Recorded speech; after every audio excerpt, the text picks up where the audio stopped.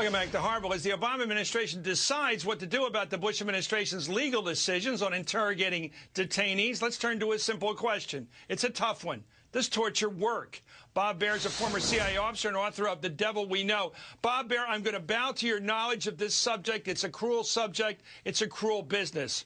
Under duress, will people tell the truth if tortured? Under duress, under the threat of duress, under blackmail, people will tell what they think you want to hear. It is an unreliable tool. And the reason I say this is I spent 21 years in the CIA, in and out of prisons, watching these techniques one way or another, reading reports, and the countries that tortured uniformly produced inaccurate intelligence. Torture does not work.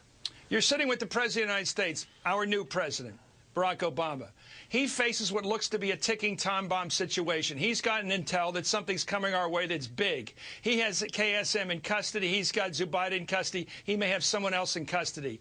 Is it useful to take a crack at one of these people, to use torture, if it might yield success in preventing catastrophe? Is it worth trying? That's the cutting-edge question, it seems to me. No, it's a loaded question. Those situations almost never arise. And what happened with Abu Ghraib and the waterboarding is it was a fishing expedition, which is something entirely different. It's sort of like the local police, running everybody in when a crime's been committed and waterboarding them. It just doesn't work.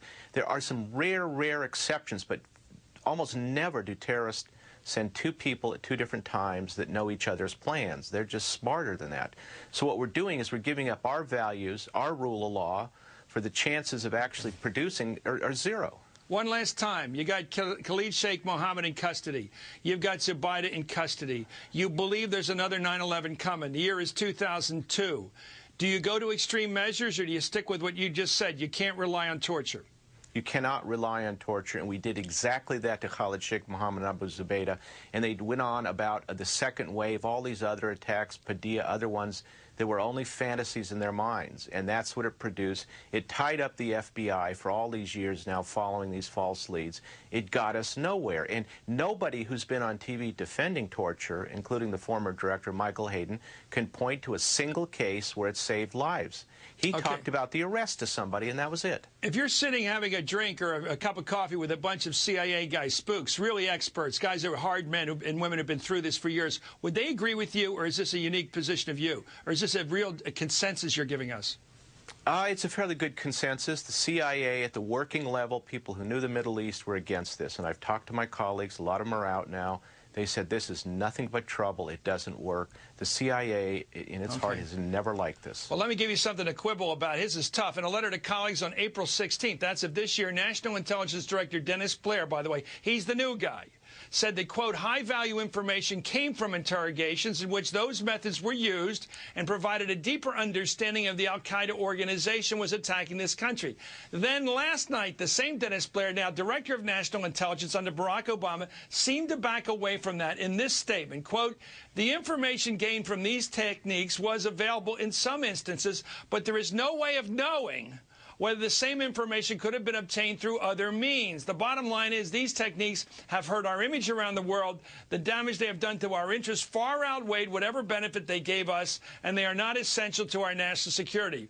Your thoughts on those two, interestingly, somewhat different statements? Well, Chris, Blair has to protect the intelligence community. It's under a lot of pressure. But I can assure you this, if there was an instance that these interrogations led directly to the savings of lives, and they could prove it, this information would be leaked by now. Simply defend the CIA and the rest of the intelligence community. And it hasn't.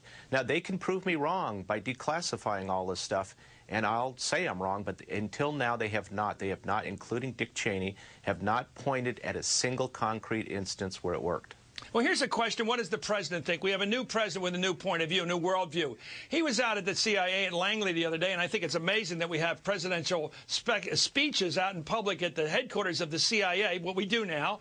And he said that you guys, he was pointing out to the women and men who have to do the intel work, say you have to operate on a special constraint here. You can't be one of the bad guys. In other words, you can't use things like torture even if you feel like or think it might work.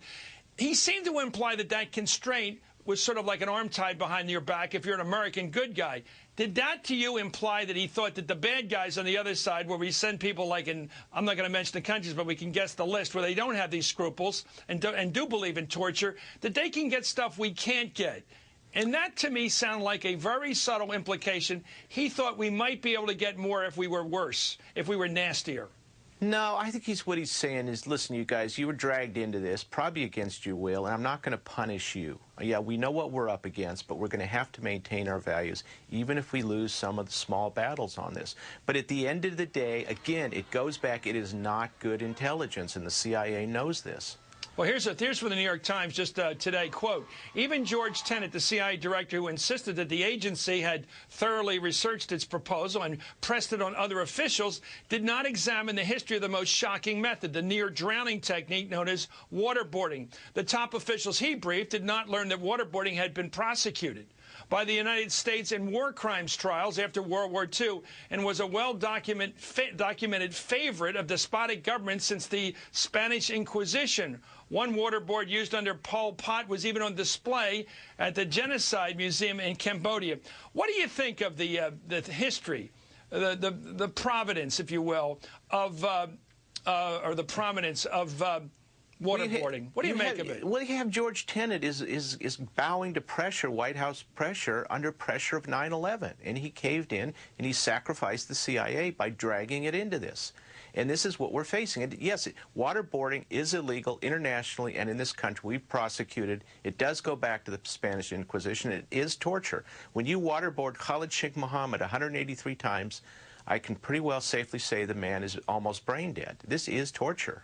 Let's talk about one last thing, which is fascinating to me. As like most of the people of our generation, I was fascinated by the film Manchurian Candidate. Who wasn't? I mean, certainly that was a film about assassinations of presidents, frightening right-wing, left-wing, all these moles.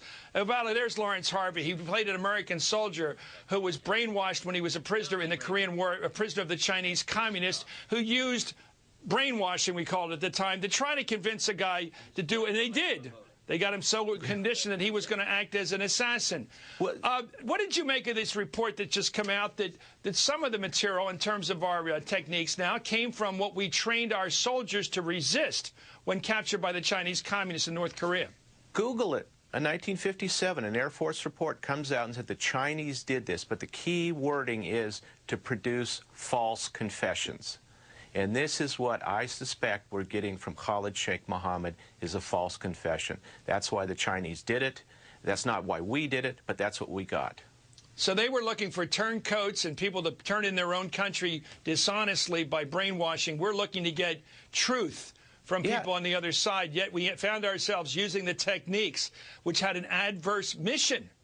Well, that sounds like incompetence to me. It's embarrassment, and we're creating more enemies. Trust me. People look at this and all Okay, thank you. Well said. Thank you, Bob. It's great having your expertise and your experience and your patriotism available to us. Thanks for joining us, Bob Baer. Still